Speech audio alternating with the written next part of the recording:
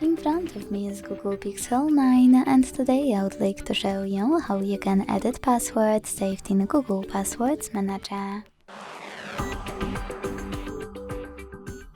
Begin by launching Settings and scrolling all the way down to tap on Google. Then All Services, Autofill with Google under Autofill with Passwords, and Google Password Manager. Now it's time to tap on a password that you wish to edit, enter your screen lock and use Edit button. Finally, you can change whatever you want to.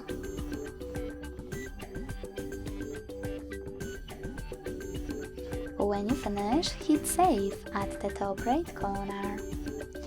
So when I do that, as you can see, my password has changed. Thanks so much for watching. If you enjoyed this video, leave a like, comment and subscribe. Bye!